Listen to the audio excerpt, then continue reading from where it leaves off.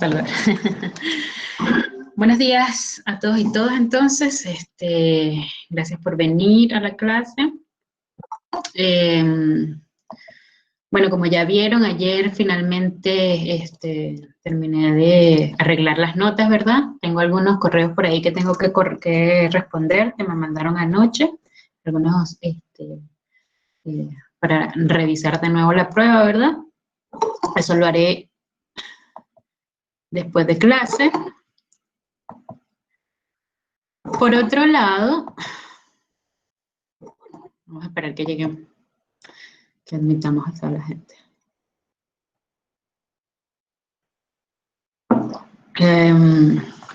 Lo otro que quería comentarles, buenos días a las que acaban de llegar.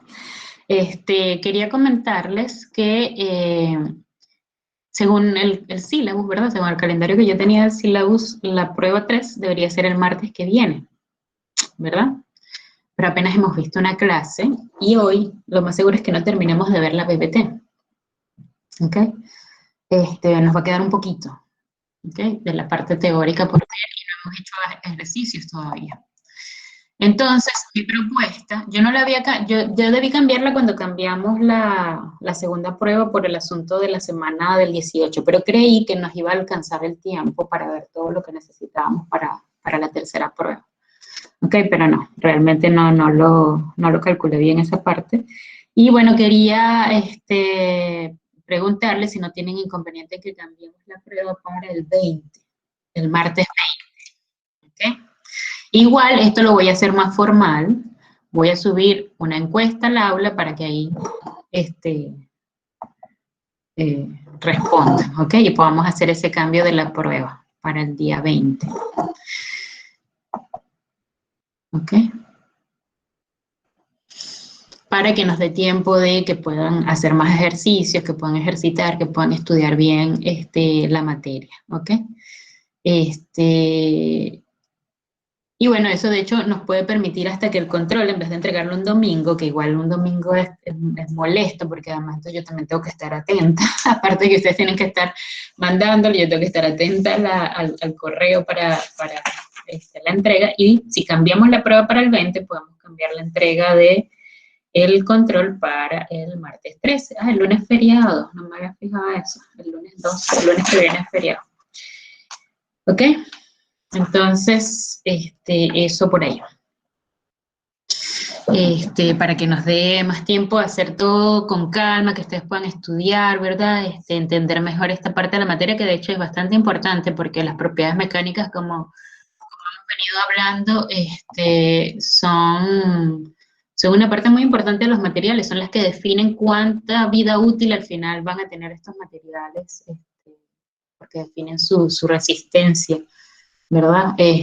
A las cargas a las que siempre van a estar sometidos sí o sí, ¿ok? Entonces, dicho eso, vamos a la clase.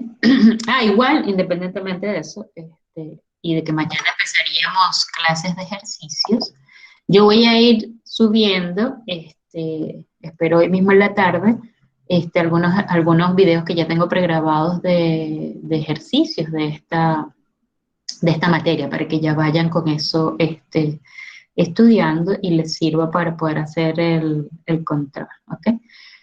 Creo que hay todavía, al final el viernes pasado por fin me escribieron algunas de las personas que todavía no me habían mandado sus grupos. Si hay alguien acá de esos grupos, hoy sí les subo la información, como estuve corrigiendo las pruebas, entonces no, se me pasó que tenía que subirles la información del control a esos grupos, ¿ok? Pero el resto sí tiene su información. Ok, ya, me dejo de tanta cháchara y empezamos la clase. Entonces, habíamos hablado hasta ahora, ¿verdad?, de las propiedades mecánicas de materiales, definiendo lo que era la dureza, la ductilidad, la tenacidad del material, la elasticidad, ¿verdad? Y después habíamos comenzado con el estudio de esta técnica de caracterización de propiedades mecánicas, que es una de las más utilizadas, que es el ensayo de tensión, ¿ok? Habíamos visto cómo es la máquina, cómo son las probetas, cómo se colocan, ¿verdad? Cómo se hace el ensayo. Y ahora nos habíamos quedado acá, en la clase anterior nos habíamos quedado en esta parte donde empezábamos a ver cómo se analiza la curva que se obtiene a partir de estos datos del ensayo de tensión. Entonces yo les había comentado que en realidad nosotros vamos a tener, en el ensayo de tensión, vamos a tener,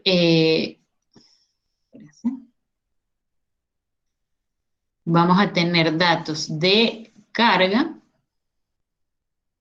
de la carga que se está aplicando a la probeta, y vamos a tener datos de longitud, de los cambios de longitud, o sea, esa longitud final que se va creando a cada carga aplicada. O sea, cada carga va a generar una nueva longitud en nuestra probeta, ¿ok? Porque la está estirando.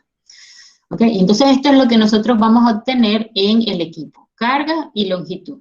¿Ok?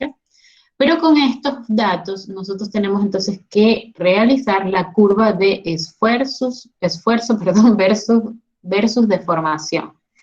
Y el esfuerzo se representa con esta letra griega sigma, ¿ok? Entonces esto que ven acá es el esfuerzo, ¿ok?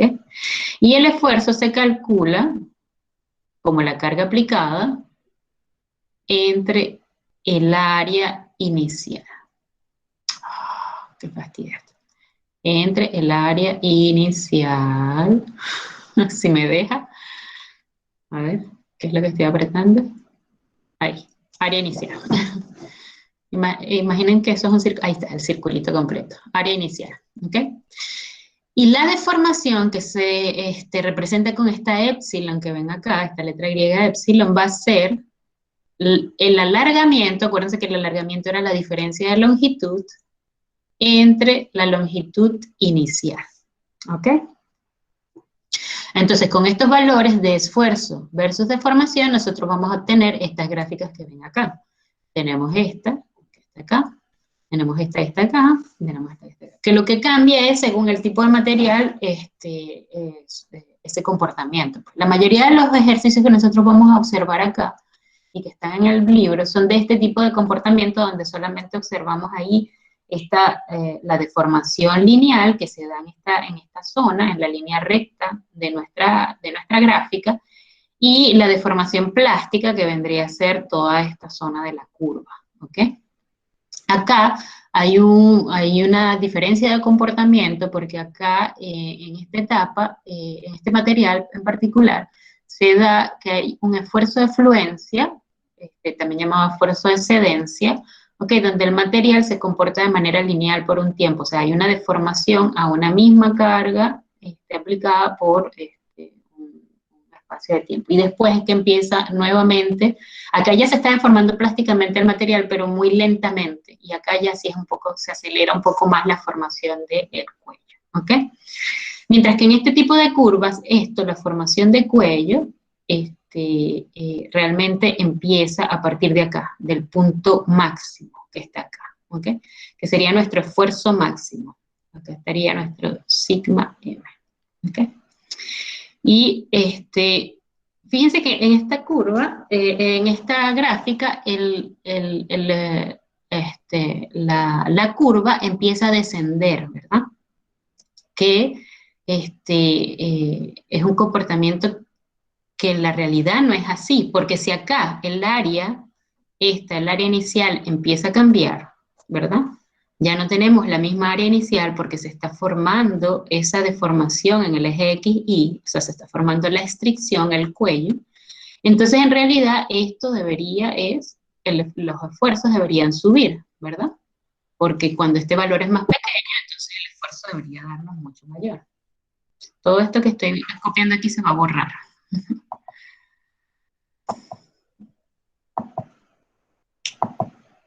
¿Ok? Entonces, en realidad, cuando se empieza a formar el cuello, ¿verdad? Que es en esta zona de acá, entonces debería en realidad la curva hacer esto, ¿ok? Entonces a esta curva, ¿verdad? que a partir del esfuerzo máximo hay una disminución de los esfuerzos, se le llama curva ingenieril, ¿ok? Esta va a ser la curva o gráfica ingenieril.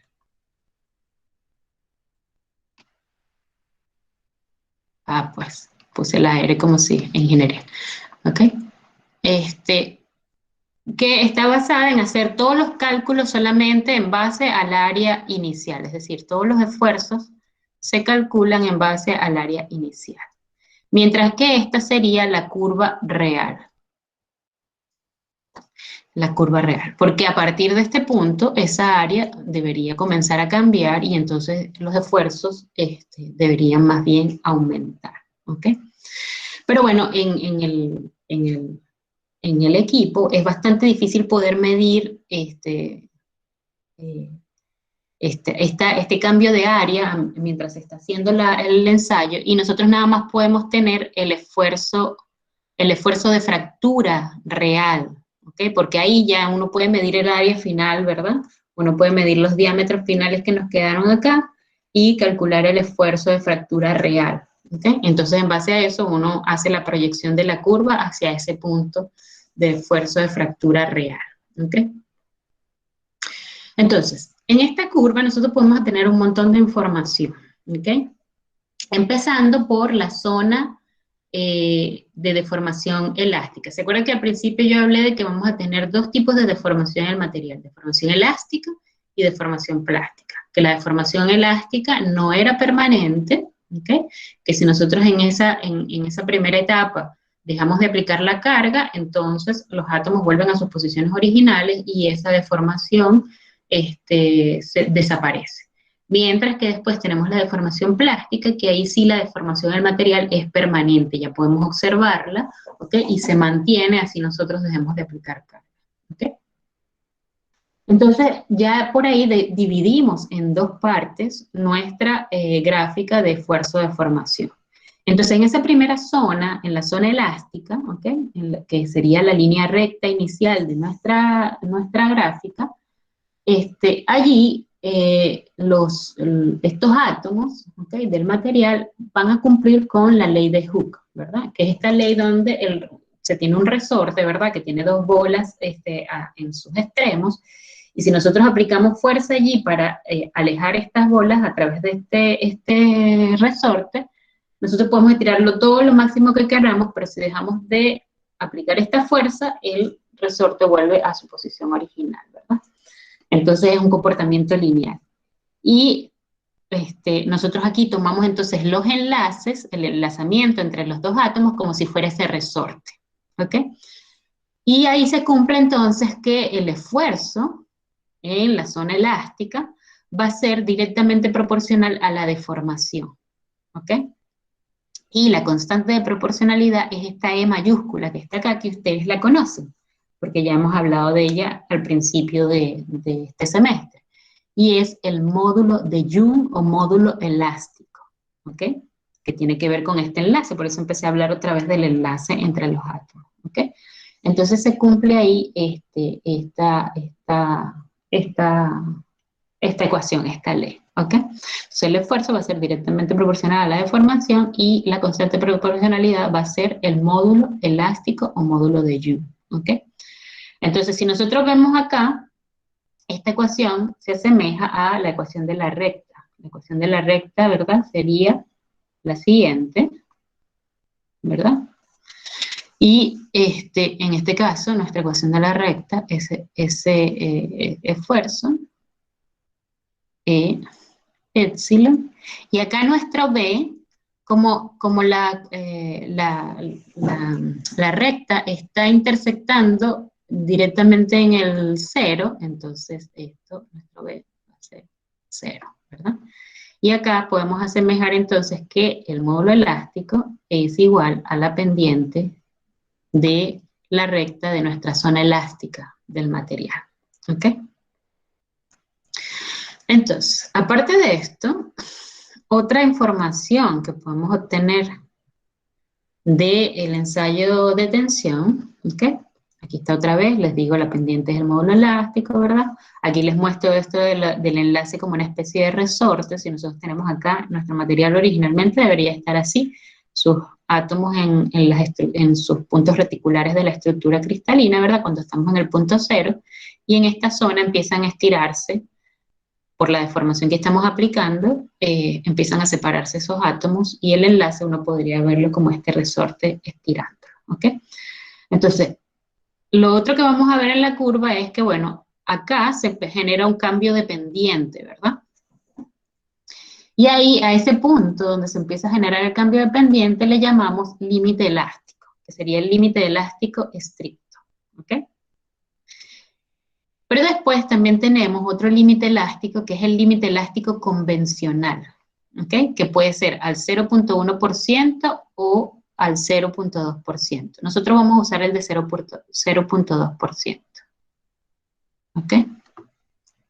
Y ese límite elástico convencional se calcula tomando la deformación, ¿ok? Tomando, como nosotros vamos a usar el 0.2%, sería el 0.2% de la deformación. ¿Eso qué significa? Que cuando la deformación, acuérdense que es epsilon, ¿verdad? Es igual a 0.002. Esto debería ser adimensional, pero para uno identificarlo mejor, generalmente lo van a ver en los libros, ¿verdad? Y en todos los ejercicios, como con estas unidades, milímetro sobre milímetro o pulgada sobre pulgada.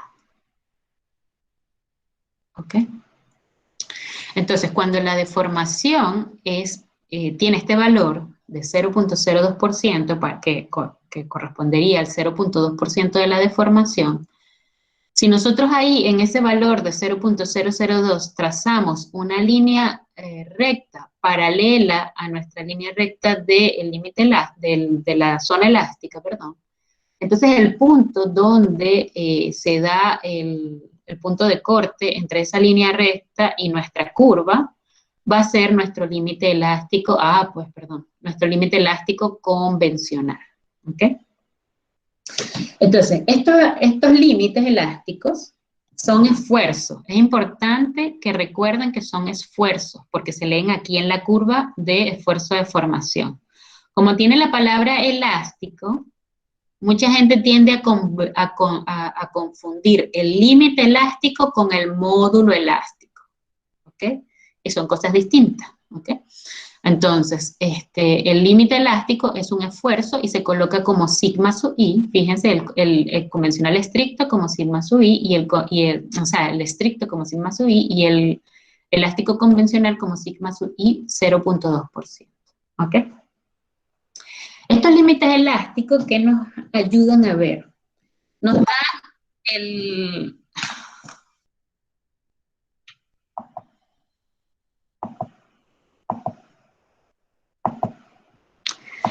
Nos dan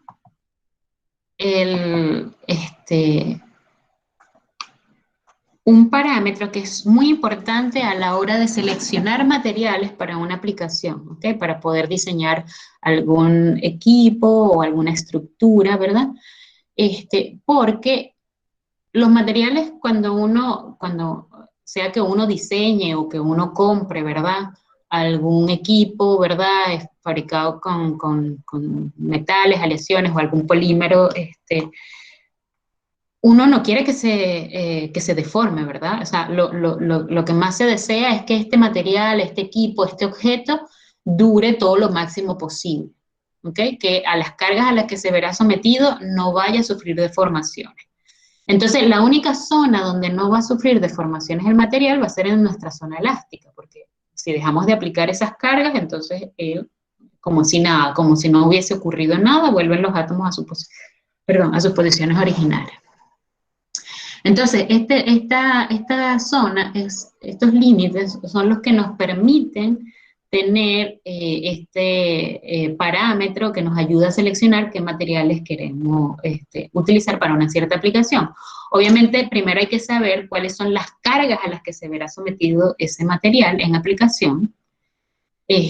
con esas cargas, calcular el esfuerzo, dependiendo del dimensionamiento, ¿verdad? Va a depender de las dimensiones que tenga el objeto, el equipo. Y entonces ahí poder seleccionar materiales que con ese dimensionamiento, para las cargas a las que va a ser sometido, estas queden por debajo de ese límite elástico, ¿ok? Entonces ustedes van a ver en muchos catálogos de metales y aleaciones y de algunos polímeros esta descripción de estos valores. O sea, se debe entregar en el catálogo del material cuál es su máxima resistencia, cuál es su límite elástico, cuál es su dureza, según la técnica que se haya utilizado para medir la dureza. Son datos importantes para poder hacer esa selección, sabiendo uno las cargas a las que va a estar sometido, ¿okay? El tipo de carga, si son a tracción, si son a compresión, si son a flexión, si son a torsión, y estas propiedades mecánicas, pues, de resistencia, ¿ok? Entonces el límite elástico va a ser importante desde ese punto de vista, ¿ok? Porque nosotros no queremos que ocurra esto, la deformación plástica, ¿ok? Entonces, ya sabemos que podemos obtener el módulo de Young o módulo elástico de esta prueba, ¿verdad? A través de la pendiente de la zona lineal. Podemos obtener entonces el límite elástico estricto, que es justamente donde ocurre el cambio de pendiente, lo leemos entonces acá ese esfuerzo, ¿verdad? Podemos tener el límite convencional, entonces, el límite elástico convencional con esto del 0.2%, ¿ok? Marcando ahí el punto de corte. Después podemos saber también la resistencia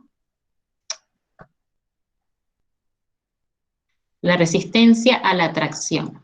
Yo voy a quitar esta definición que está acá, esto de tensión de rotura, porque esa tensión de rotura es confuso al final. Porque la rotura es ya cuando se rompe. Pero en algunos libros, no sé por qué, a la resistencia a la tracción, que sería el punto máximo, también le llaman tensión de rotura. Pero no, nosotros le vamos a llamar solamente resistencia a la tracción o tensión máxima. También a esto le podemos llamar tensión máxima.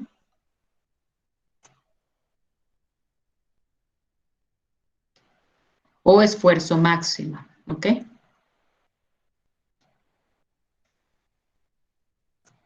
¿Ok?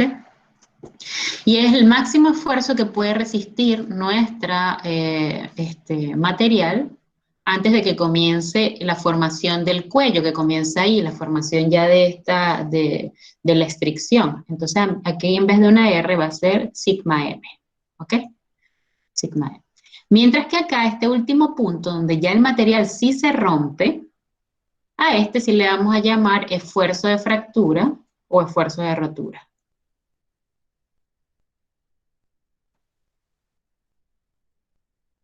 ¿Ok? Entonces podemos tener eso, saber cuál es el esfuerzo de fractura, podemos saber cuál es la tensión, la resistencia a la tracción, que sería el esfuerzo máximo. Podemos saber también, ya habíamos dicho que podíamos obtener la ductilidad, ¿verdad? Que la ductilidad lo teníamos a través del porcentaje de elongación. ¿Ok? Les recuerdo el porcentaje de elongación, que era porcentaje de E sub R, es el delta L entre L0 por 100. ¿Okay? La diferencia entre esto y esto que está acá es que la deformación se va haciendo porque por cada carga que aplicamos va a haber un LF para esa carga, o sea, va a haber una nueva longitud porque estamos estirando el material, ¿ok? Entonces acá en esta deformación nosotros lo estamos calculando para cada L que va cambiando a medida que se va estirando el material. Mientras que acá es con el L final, el L de fractura, menos L sub 0 entre la longitud inicial por 100. Lo otro que ya también sabíamos, que lo vimos mientras estábamos explicando cómo era el ensayo, ¿verdad? Era el porcentaje de reducción de área, que también es parte de la medición de la ductilidad, y era el área inicial menos área final entre área inicial por 100. ¿Ok? Otras cosas que también podemos obtener acá es, si nosotros dividimos la zona elástica, la zona elástica estricta, que sería acá el sigma sub i. No, desde acá. La zona elástica es del límite elástico convencional. ¿Ok? Con esta zona que sería nuestra zona de deformación plástica, ¿verdad? Entonces, esta área aquí bajo la curva es una acumulación, representa la acumulación de energía elástica, ¿ok? Que el material, del material mientras se está haciendo esa deformación elástica, ¿ok? Y eso se conoce como la resiliencia, ¿ok?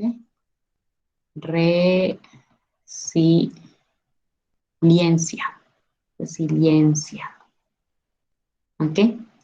Y se coloca como U sub R, ¿verdad? Y sería la integral hasta epsilon i de sigma por de epsilon. Eso al final nos queda que va a ser un medio de sigma i por epsilon sub i, ¿ok? Este siendo el convencional, pues, obviamente. ¿Ok? Y con eso tenemos la resiliencia, que es esa energía elástica que se almacena en el material durante la deformación elástica. Si nosotros hiciéramos el área de toda la curva, obtendríamos la tenacidad del material, pero eso no lo vamos a calcular aquí por esta vía. Pero serviría si uno quisiera hacer la suposición y no hubiese manera de medir la tenacidad por los ensayos de tenacidad. Porque la tenacidad, acuérdense que es la resistencia del material a la fractura, ¿ok? Entonces ahí se usan los ensayos de fractura, como son el ensayo Charpy, por ejemplo, que nos lleva el material también a fractura, que es un ensayo de impacto por fractura y lo lleva a fractura.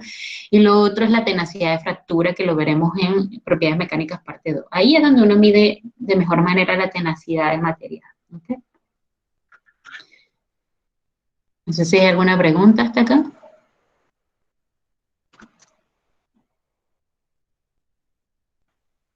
Oh, ya se me enfrió el café. Bueno, esta gráfica que está acá es solamente para recordarles nuevamente la diferencia de magnitudes de módulo elástico de los materiales, ya que estamos volviendo a hablar del módulo elástico. El módulo elástico nos da una medida de la rigidez del material, ¿ok? Porque como tiene que ver con el enlace de estos materiales, dependiendo del tipo de enlace, ¿verdad? Va a haber una energía de enlace. Los enlaces covalentes, los enlaces iónicos tienen mayor energía de enlace que los enlaces metálicos, que que el enlace metálico o que los enlaces de Van der Waals, ¿ok? Entonces, ¿cómo se llama? Dependiendo de esa energía de enlace, vamos a requerir mayor o menor cantidad de esfuerzo para poder llevar a fractura este material. ¿Okay? Entonces aquí les recuerdo entonces que debido a eso, las cerámicas son las que van a tener muy altos módulos. Los metales van a haber algunos metales que van a tener alto módulo elástico, los otros van a tener unos módulos elásticos intermedios. Y después tenemos los polímeros que tienen muy bajito módulo elástico, la mayoría de ellos por esta condición de que las cadenas son muy largas, ¿verdad? Son macromoléculas y entre ellas, la interacción entre ellas es más débil, ¿ok? Entre estas macromoléculas. Entonces, vamos a tener menores módulos elásticos en ellos. Y bueno, los materiales compuestos, uno los diseña justamente para que tengan módulos, resistencias mecánicas y módulos elásticos comparables con cerámicas y metales, pero que sean ligeros como los polímeros. ¿Okay? Entonces eso para recordarle la diferencia de magnitud entre estos, de módulo elástico entre ellos. Entonces, bueno, ya sabemos que del ensayo de tensión, entonces podemos obtener estas propiedades. La resistencia a la rigidez, que no es más que esto mismo, el módulo elástico. ¿Okay? La ductilidad, que se calcula por el porcentaje de elongación o el porcentaje de reducción de área. El límite elástico, ¿okay? O esfuerzo de excedencia, que nos permite saber entonces ese límite, ese esfuerzo que nos da la medida de seguridad a la hora de seleccionar materiales. Y hay otro otra relación que se puede obtener de este ensayo, que es el número de Poisson, y se coloca con esta letra nu, ¿ok? Y para metales se ha demostrado que está en torno al 0.3. Este número de Poisson, ¿qué significa? Es una relación, nos da un cociente entre los esfuerzos que ocurren en el eje XY, ¿verdad? Que es donde está ocurriendo la reducción de área, versus la deformación en el eje Z, ¿ok? Porque acuérdense que nosotros, generalmente, como en el ensayo nosotros estamos aplicando fuerzas de tensión, si esta es la probeta, ¿verdad? Aquí estamos aplicando fuerzas de tensión. En ese momento, en la aplicación de tensión, estamos solamente pensando en lo que ocurre en la deformación en el eje Z, ¿ok? Que sería la elongación. Eso es lo que ocurre en el eje Z. Pero en el eje XY, ¿ok? Si uno pone acá los ejes coordenados, X, Y, Z. En el eje XY, entonces está ocurriendo la reducción de área, ¿ok? Entonces acá, en el módulo de Poisson, es una relación de esas deformaciones. La ecuación para calcularlo es menos la deformación que ocurre en X entre la deformación que ocurre en Z. O también puede ser menos la deformación que ocurre en Y entre la deformación que ocurre en Z. Para muchas de las probetas, ¿verdad? Cuando la probeta sobre todo es la forma es regular, es decir, un círculo o un cuadrado donde las dimensiones en X y en Y van a ser las mismas, ¿ok? Generalmente no hay problema porque uno puede asumir que va a ser igual la deformación, pues, para ambos lados, tanto para X como para en el eje Y, ¿ok? Cuando es rectangular, ahí, bueno, sí, porque ahí las dimensiones son diferentes, pero uno proporcionalmente piensa que se están deformando más o menos en el mismo porcentaje, ¿ok? Solo que, claro, cuando es rectangular, la dimensión en un lado va a ser distinta en el otro. Entonces, a partir de esa relación es que uno puede calcular este número de Poisson y, como les digo, está en torno al 0.3%. Y es la única relación que nos permite ver eso, aparte del porcentaje de reducción de área, esa deformación que está ocurriendo en los otros, en X, Y. ¿Ok?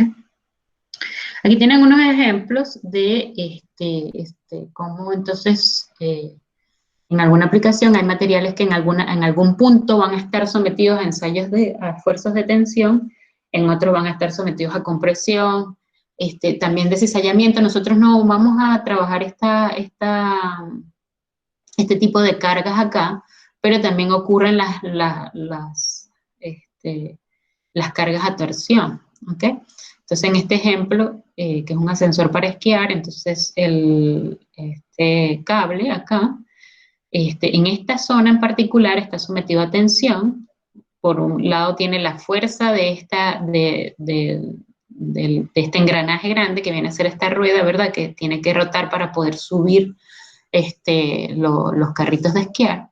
Y acá, donde está pasando por estos otro grupo de engranajes, también va a sufrir tensión, ¿ok?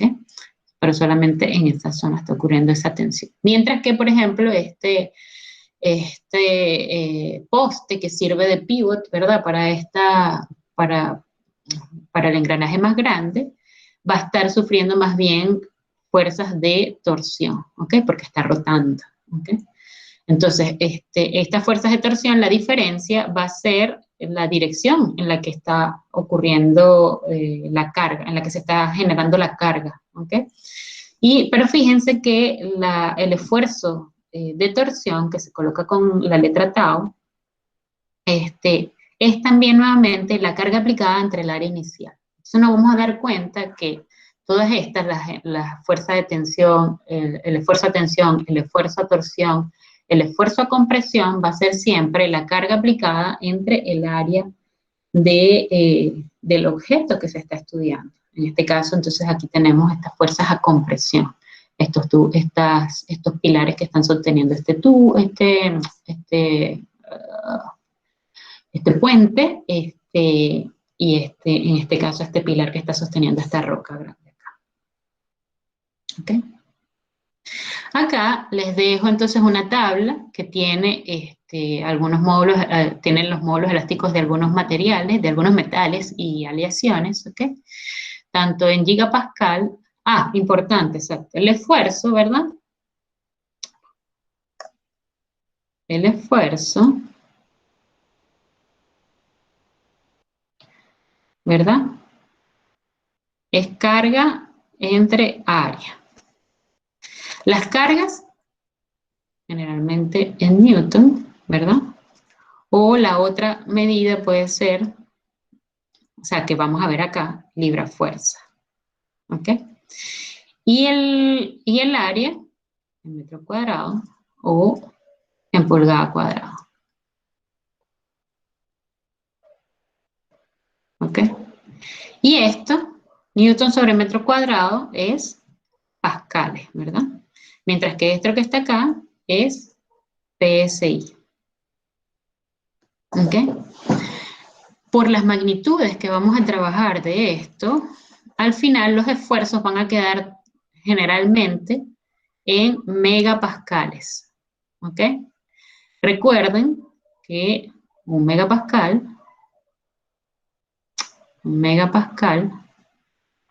son 10 a la 6 pascales, ¿ok? Pero el módulo elástico, ¿ok? Va a quedar en una magnitud mayor, generalmente va a quedar en el orden de los gigapascales. Y un gigapascal son 10 a la 9 pascales. ¿Ok? Entonces, ahí, en el caso de las unidades del sistema de unidades, va a quedar entonces en gigapascal y en el sistema inglés va a quedar entonces 10 a la 6 PSI. ¿Ok? Este es el módulo de cizalladura, pero que nosotros no, como les dije, no vamos a estudiar la cizalladura acá. Y el número de Poisson, que ya les dije entonces cómo se calcula. Hay una relación entre los módulos, tanto el elástico como el de cizalladura, a través del número de Poisson también, pero como no vamos a ver esta parte de la cizalladura, entonces esto solamente es de conocimiento general. Ya había hablado de la utilidad, que es este grado de deformación del material, que se deforme, que pueda deformarse antes de que se rompa. Eso no significa que no se vaya a romper, porque si lo seguimos aplicando carga se va a romper.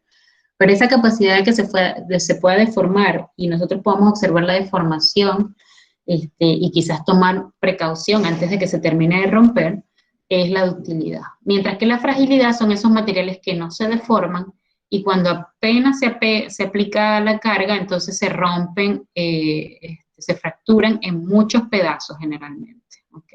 Y con muy poca deformación, con cortes muy duros, ¿ok? Con cortes muy rectos, eso, rectos. En la curva de esfuerzo de formación, nosotros podemos observar ya una diferencia entre un material que va a tener un comportamiento dúctil y un material que va a tener un comportamiento frágil, ¿ok?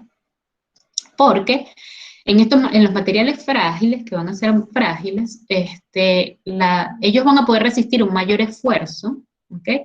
Generalmente tienen mayor módulo elástico estos materiales, tienen mayor rigidez, pero se deforman muy poco, ¿ok? Entonces, ya cuando se deforman muy poco, ya ahí nos está diciendo que el material es más frágil, ¿ok? Entonces, y de hecho, fíjense que acá, en este caso, los materiales frágiles o con comportamiento frágil, el esfuerzo máximo coincide con el esfuerzo de fractura, ¿ok? De hecho, aquí tiene una cierta deformación, pero puede haber materiales que de hecho esto sea, vamos a ver si me lo permite esto, y mi pulso, no, imposible. Bueno, donde el material es una línea recta totalmente, no me lo permite el pulso. Donde es simplemente una línea recta, o sea, no se da esta pequeña curvita que está acá, ¿ok? Y mientras que un material más dúctil vamos a ver toda esta deformación, ¿ok? O una mayor deformación que otro material que tenga más bien un comportamiento frágil. Y ahí sí va a haber una diferencia entre ese esfuerzo máximo que estaría acá en este punto y el esfuerzo de fractura, ¿ok? Esto ya se los había mostrado, que era cómo queda la superficie de fractura del material una vez que es ensayado, ¿ok? Y bueno, como les había dicho, nosotros con la curva ingenieril hacemos, como lo hacemos en base al área inicial, los cálculos, ¿ok? Entonces la curva tiene este comportamiento donde después del esfuerzo máximo hay una, se ve una disminución de los esfuerzos, ¿ok? Hasta el esfuerzo de fractura. Pero esto es solamente para poder estudiar el comportamiento general del material, ¿ok? Y en algunos casos uno puede hacer la curva hasta con cargas que uno, cargas que no son reales, que uno, ¿cómo decirlo? O sea, las cargas que uno cree que posiblemente el material vaya a soportar, ¿ok? En esa aplicación. Entonces ahí se hace esta curva ingenieril para saber más o menos, bueno, puede que se comporte de esta manera. Pero cuando se hace entonces el ensayo real, con cargas reales, entonces podemos ver que la curva puede ser en realidad un poco más alta a partir del cambio de pendiente, ¿ok? Y que obviamente una vez que empieza el cambio de área, estos esfuerzos deberían ser subir, porque si la ecuación dice que es la carga entre esa área y esta área empieza a disminuir, entonces el esfuerzo debería aumentar, no bajar, ¿verdad? Pero claro, en el equipo es difícil poder medir estas áreas, estos cambios de área a medida que se va aplicando, a medida que continúa el ensayo. Entonces uno solamente puede tener el esfuerzo de fractura real y después a partir de eso hacer la proyección de cómo debería ser la curva, ¿ok?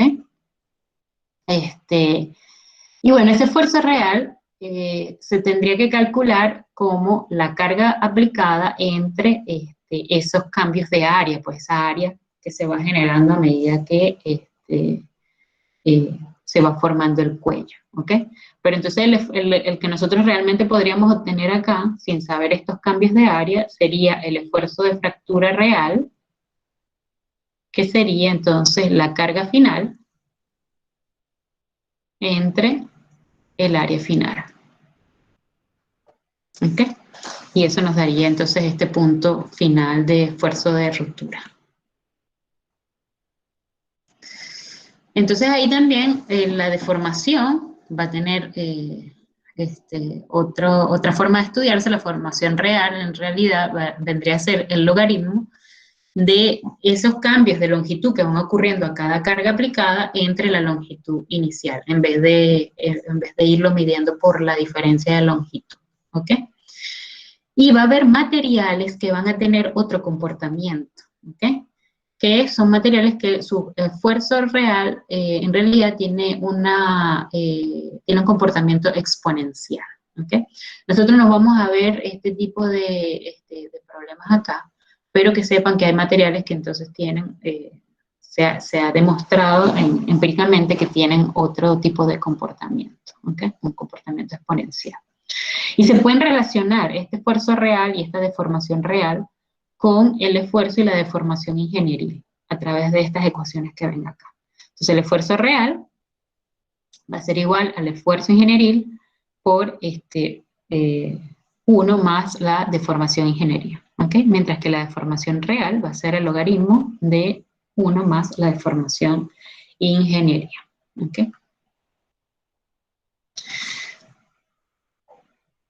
Ok, entonces, después tenemos el ensayo con presión, ¿ok? Que en el ensayo con presión lo que cambia con respecto al ensayo de tensión es la dirección en la que aplicamos las cargas. En este caso, fíjense, aquí está la carga, las aplicamos también en los extremos, pero hacia el centro de la probeta, ¿ok? Y estas cargas a compresión en cuanto a ensayos mecánicos, se le puede aplicar a metales, a polímeros y a cerámicas, y la mayoría de las cerámicas se estudian más ahí a compresión porque generalmente por lo que yo les decía, de que las cerámicas son más frágiles, ¿verdad? De comportamiento más frágil, tienden a estar siempre en sus aplicaciones, se busca que estén sometidas a cargas a compresión porque van a resistir más. También pensando sobre todo en esta porosidad inherente que generalmente van a tener los objetos hechos de cerámica, porque se hacen a partir de polvos. Y estos poros, esta porosidad van a ser, en este caso, defectos que no son buenos para el material, porque permiten, si uno lo somete a esfuerzos de tensión, se convierten como en grietas iniciales que tuviera el material y permite que se rompa más fácilmente el material. ¿Okay? Entonces ahí sí va a haber más, el ensayo de compresión se utiliza mucho más en metales, o sea, en materiales cerámicos, ¿ok? Y como ya les había dicho, la resistencia, en este caso la compresión, también que es un esfuerzo, y se calcula como esa fuerza máxima aplicada a compresión entre el área transversal de la probeta utilizada, ¿ok? Ensayos de compresión prácticamente no hacemos en el curso, pero que sepan que también está ese ensayo, pues, dentro de la máquina de ensayos universales. Después tenemos el ensayo a flexión. Acá también, generalmente, habitualmente más aplicado a materiales frágiles, ¿okay? Cerámicas y vidrio, pero igual se puede aplicar a metales, pues, y polímeros. Pero es una técnica que se utiliza muchísimo para metales, o sea, para cerámicas, ¿ok? Las cargas se aplican verticalmente, y estas cargas se aplican en 1 y 2 puntos, como en este caso, o en 3 y 4 puntos, ¿ok? ¿Qué significa eso? La probeta se coloca sobre 2 apoyos, que vendrían a ser estos que están aquí abajo, y se aplica la carga prácticamente al centro de la probeta, prácticamente no, en el centro de la probeta, ¿ok? Esa carga, si ven, es una carga a compresión, ¿verdad? ¿Ok? Se está presionando la probeta en ese punto. Y pero en los puntos de apoyo, entonces, cuando se aplique esa carga, esos puntos de apoyo van a servir para generar una carga allí, en esa parte del material, ¿ok? Entonces ahí es donde yo les decía, si uno lo ve acá está la carga compresión, ¿verdad? Que va en este sentido.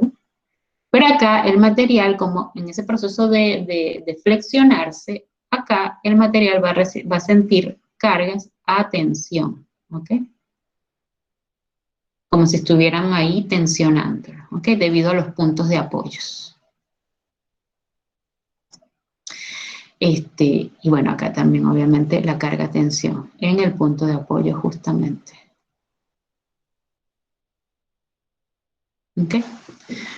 Entonces ahí es donde nos permite ver esa especie de resistencia a la tensión que tendría el material cerámico, ¿no? Pero bueno, uno lo que calcula allí es el esfuerzo a flexión del material, ¿ok?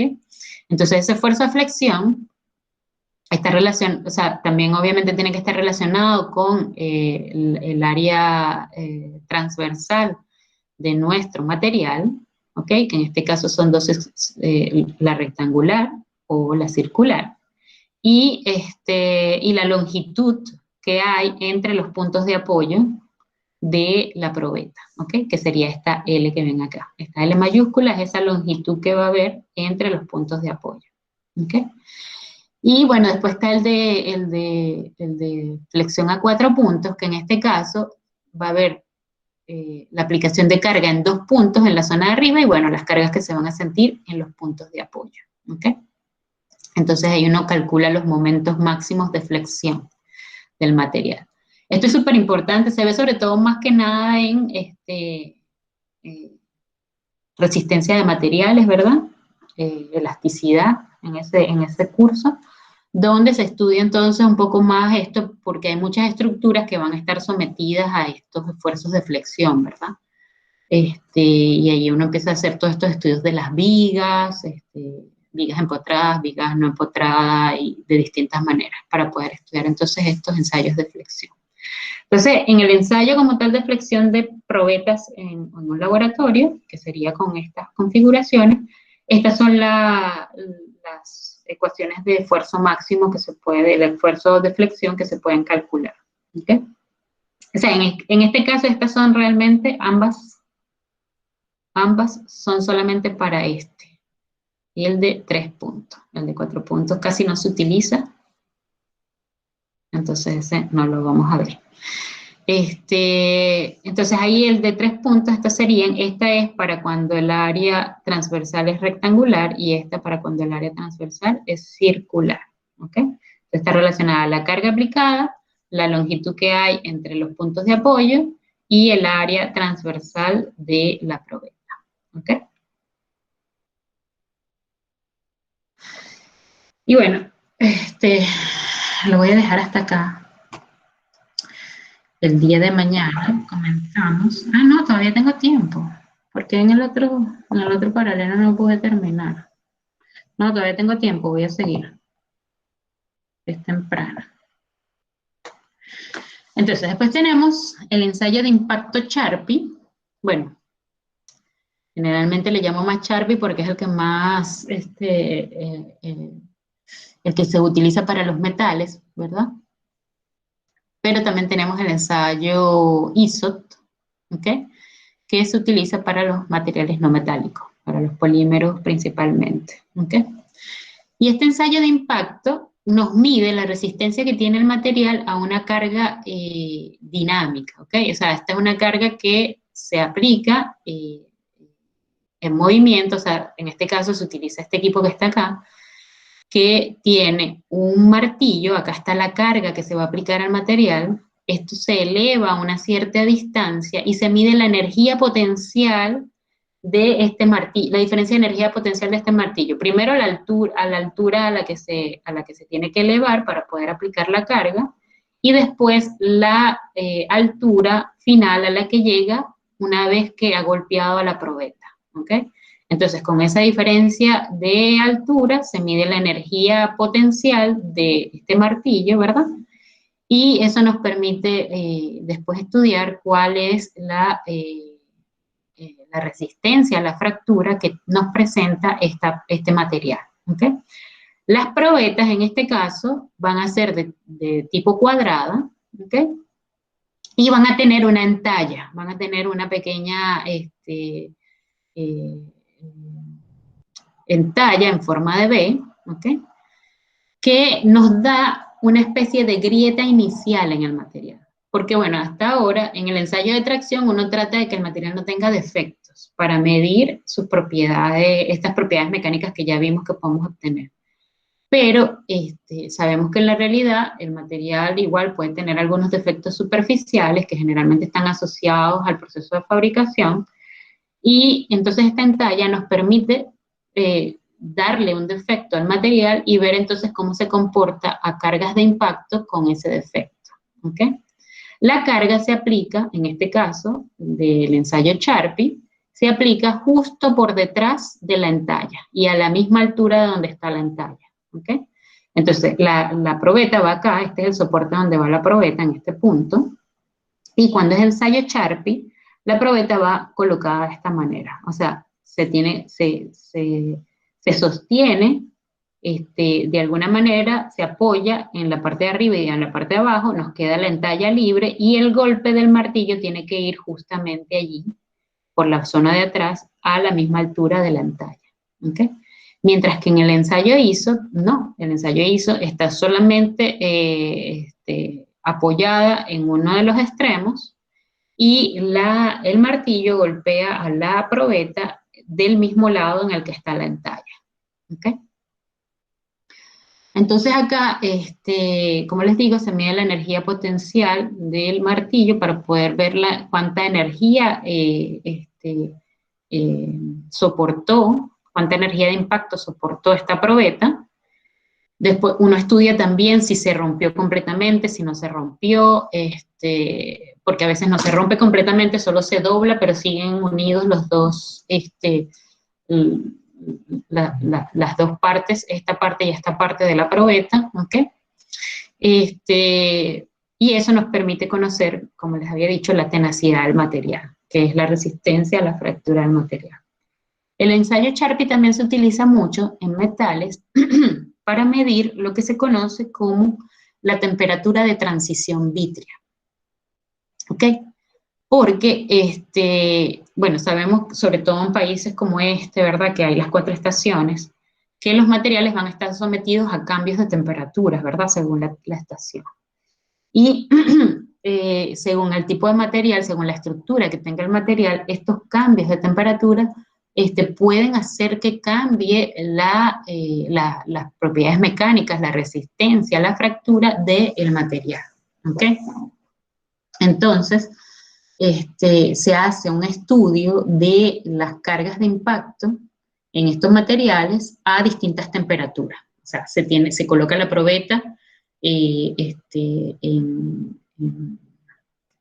¿cómo se llama esto? En nitrógeno líquido para enfriarla lo suficiente, o en la nevera, o en una cubeta con hielo, para distintas temperaturas, darles distintas temperaturas por debajo de cero, o sea, temperaturas frías, y por encima de la temperatura ambiente, se calientan en un horno, ¿verdad? Y se van haciendo ensayos de impacto a cada temperatura, ¿ok? Entonces se va a ver cómo cambia la energía de impacto que resiste el material según la temperatura. ¿Okay? Pues mañana les muestro un ejemplo, un ejercicio de eso. ¿Okay? Y entonces vamos a ver que va cambiando, o sea que a unas temperaturas la energía va a ser menor, a otras temperaturas la energía va a ser mayor, y nos va a dar unas curvas de más o menos de este tipo.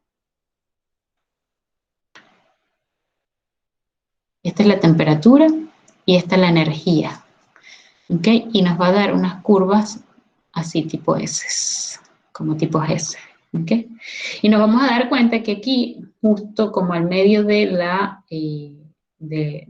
este cambio de pendiente que se genera acá, en la curva, que ahí vamos a tener esa temperatura de transición entre un comportamiento frágil y un comportamiento dúctil. ¿Ok?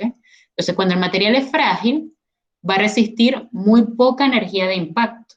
O sea, cuando es frágil, apenas les des o sea, lo sometas a una carga de impacto, se va a romper, como la cerámica. Si yo lanzo mi taza al piso, que no lo voy a hacer obviamente, se me va a romper inmediatamente, ¿verdad? Por esa carga de impacto que le estoy generando. A diferencia que si lanzo algún material metálico. De hecho, bueno, aquí tengo una probeta, ahorita se las muestro, de esas que sometimos a ensayos de impacto. Entonces, generalmente van a ser energías más bajas, mientras que cuando el material es más dúctil va a poder resistir mayores energías de impacto que cuando es frágil, ¿ok? Entonces, eso es otra cosa que podamos ver con el ensayo de impacto, sea Charpy o ISO. Ver esa temperatura a la que cambia de un comportamiento frágil a un comportamiento dúctil. Entonces, hay materiales que dependiendo de la estructura, eso se los voy a dejar que ustedes lo investiguen, si ver cuando la estructura es cúbica centrada en el cuerpo con respecto a cuando es cúbica centrada en las caras. Ver cómo esto, lo de la temperatura, afecta, su comportamiento frágil dúctil. Hay uno de ellos dos que se ve más impactado que el otro material. ¿Ok? Y después tenemos los ensayos de dureza, ¿ok? Que ya yo les había comentado que los ensayos de dureza habían varios tipos, ¿ok? Y esos tipos se ven con estos nombres. La dureza Brinell, la dureza Brinell, la dureza Vickers, la dureza Knuth y la dureza Rodwell. Entonces, cada uno de los ensayos va a tener sus propias características, ¿ok? El ensayo Brinell y el ensayo Rodwell se usan principalmente para metales, ¿ok? La dureza Brinell se usa más que nada para medir materiales que no son muy duros, ¿ok? En ese caso se utiliza una bola de acero de 10 milímetros o de carburo de tungsteno. Ahí ya cuando se usa el carburo de tungsteno es para materiales que tienen un poquito más de dureza, ¿ok? Y bueno, esa bola de acero va a tener un cierto diámetro D, no se lee bien, un cierto diámetro D, y debe dejar una huella de este diámetro más chiquitito D, ¿ok? Esta es la huella que vamos a ver, una huella obviamente circular en la cara del material. Fíjense acá, si ven bien este material, no sé si aquí ahorita en el video lo van a ver bien, pero después ustedes pueden, cuando estén viendo la PPT, hacer un zoom acá. Y entonces fíjense que en las probetas tiene unas marquitas, ¿verdad? A ver, noten ahí, esas son las huellas que va dejando la dureza Brinell. Entonces, materiales que son que son dúctiles, nosotros podemos observar la huella porque el diámetro de la bola de acero es grande, de 10 milímetros, ¿ok? Ya para otras pruebas, sobre todo lo que es la Vickers y la NUP, generalmente es difícil que podamos ver directamente con nuestros ojos las huellas porque se usan puntas un poco más pequeñas, entonces hay que utilizar un microscopio para poder observarla, ¿okay? La Brinell generalmente la podemos ver nosotros directo y hasta medirlas con el pie de metro. La Rockwell generalmente necesita un equipo como este que ven acá. Bueno, hay otros más antiguos que acá tienen como una especie de lupa, o sea, es como una especie de microscopio también que nos muestra la superficie de la probeta y acá pero es una lupa, podemos entonces hacer las mediciones del tamaño de la huella. ¿Ok? Y ya cuando el material empieza a ser más duro, el material metálico, ahí entonces pasamos a la dureza Rockwell. ¿Ok? Y ahí sí vamos a tener materiales como el diamante, ¿ok? Conos de diamante, bolas de diamante, ¿ok? O bolas de acero en este caso. Entonces, fíjense que la Rockwell tiene varias letras, A, C, D, B, F, G, E. ¿Ok? Entonces, las letras nos indican tanto la forma de la punta, o sea, de lo que está en la punta, en este caso un cono de diamante para la A, la C y la D, en este caso una bola de acero de un 16avo de pulgada de diámetro para la B, la F y la G, y en este caso una bola de acero de un 1/8 de pulgada para la Rockwell E. ¿Ok? Y además de esto, como verán más adelante en otra tabla, depende también de la carga aplicada, ¿ok? El tipo de dureza Rockwell que se utiliza, ¿ok? Entonces acá nos va a dejar las huellas, van a ser de tipo circular, a pesar de la del cono también, o sea, si uno la viera de medio lado nos dejaría un pequeño cono, pero como uno va a ver la huella desde la zona de arriba, uno solamente va a ver una huella de tipo circular, ¿ok? Entonces ahí se mide el diámetro y hay una serie de tablas que ya nos dan, está tabulado para cada tipo de ensayo de dureza, que depende de, como les digo, de la punta y de la carga aplicada. Entonces ese diámetro, ¿cuánta dureza es? Nos los da directamente. Acá en la Brinell sí hay una ecuación, ya se las voy a mostrar para hacer el cálculo, al igual que en la Vickers y en la NUP. Las durezas Vickers y NUP usan pirámides, o sea, usan puntas piramidales, ¿ok? Pero en este caso de la Vickers, la diferencia con la NUP es que la pirámide tiene base cuadrada y en este caso tiene una base rectangular, ¿ok? Estas dos, la Vickers y la NUP, aunque la Vickers también se usa para algunos metales, se usa más que nada para materiales cerámicos o metales que tienen comportamiento frágil, ¿okay? Y la huella va a ser, en el caso de la Vickers, este tipo de triángulo. Se miden entonces las diagonales que se generan o sea, este tipo de cuadrado, perdón, se miden las diagonales de este cuadrado. Y en este caso va a ser rombo, y se miden entonces las diagonales también que se generan, o sea, el largo versus este ancho acá, para poder hacer las mediciones. Aquí tienen algunas puntas, ¿ok? La carga aplicada dura poco tiempo, o sea, uno aplica carga como por unos 15 segundos, y después retira la carga, mide la huella y hace la medición. Entonces, en el caso de la dureza Brinell, aquí tienen la ecuación que relaciona entonces la carga aplicada, el diámetro de la punta, de la esfera que está en la punta, y el diámetro de la huella obtenida. ¿Okay? Mientras que en la dureza Vickers, ¿okay? Se mide con esta ecuación que está acá, que también relaciona la carga aplicada entre el promedio de las diagonales. Hay que hacer un promedio, se miden las dos diagonales, se promedia, y una vez promediado, bueno, acá se eleva al cuadrado ese promedio y se obtiene la dureza Vickers. Y la dureza Knuth también relaciona en este caso la carga aplicada y la longitud, la zona más larga de la huella, que sería el L, ¿ok? Elevado al cuadrado. Mientras que la Rodwell, como les dije, está tabulado. Entonces, para cada letra va a haber una carga aplicada, un tipo de punta, uno mide la huella y después con el valor que le da de la huella, lee en las tablas cuál es el valor de dureza. ¿Okay? Fíjense esto de cómo se hace la notación, de la dureza. ¿Okay? Esta es la notación que es en inglés, pero se usa igual en español. ¿Okay? H de hard, de duro, y entonces el tipo de dureza, el tipo de ensayo. Entonces, HB para la Brinell, HB, B bidental, que sería, o B de vaca, que sería la Vickers, HK para la Knuth, y HR, pero acá en este caso, aparte del HR, obviamente como hay unas letras, ¿verdad? Entonces hay que especificar cuál letra y se pone así, más pequeñito aquí abajo. HRA o HRC, ¿ok? Para ver el valor de dureza Rodwell. Acá tienen la tabla que le dice las cargas que se tienen que aplicar para cada una. Para la A, el tipo de indenter viene a ser la punta, ¿ok? El indentador es la punta y la carga que se tiene que aplicar, ¿ok? Para cada una de las escalas de la dureza Rodwell. Acá tienen esta gráfica que les compara todos estos ensayos de dureza, desde ¿dónde estoy?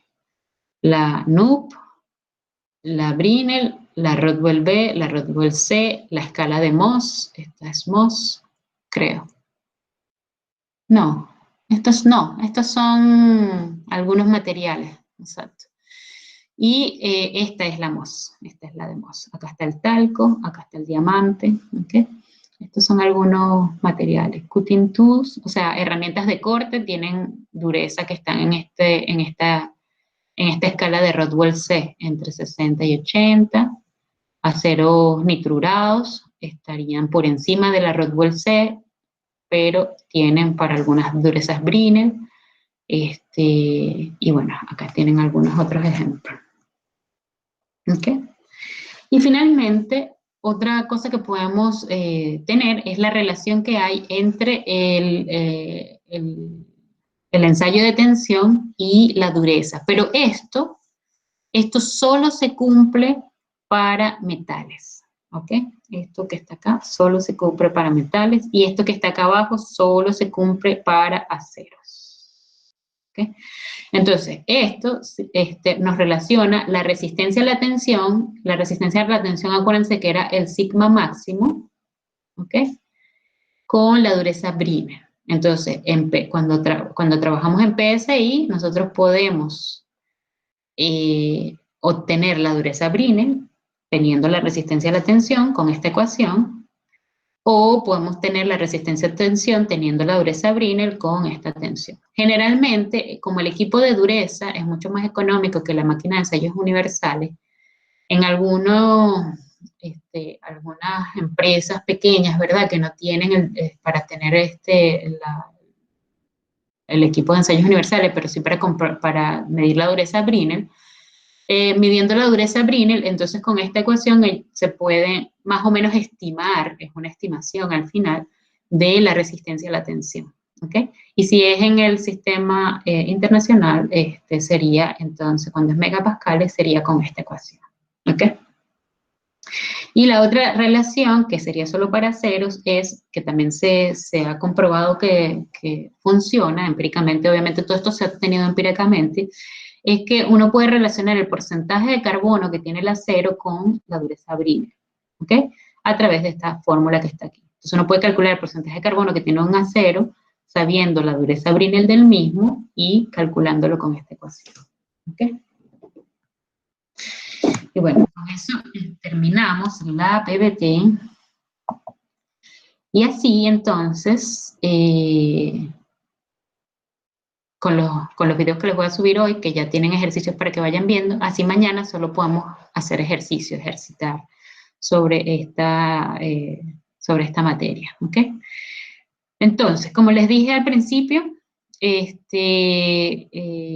propongo entonces este cambio de la prueba que según el calendario del sílabo sería el próximo martes, es 13, para el martes 20. Los que están ahorita en clase, ¿estarían de acuerdo con ese cambio?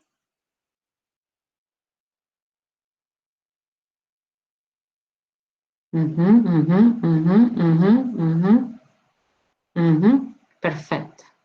Igual, como no hay personas que no están acá, voy a poner una encuesta, pues, para que lo oficialicemos el cambio, ¿ok? Al día 20, así nos da más tiempo de estudiar mejor, de hacer más ejercicios, ¿verdad?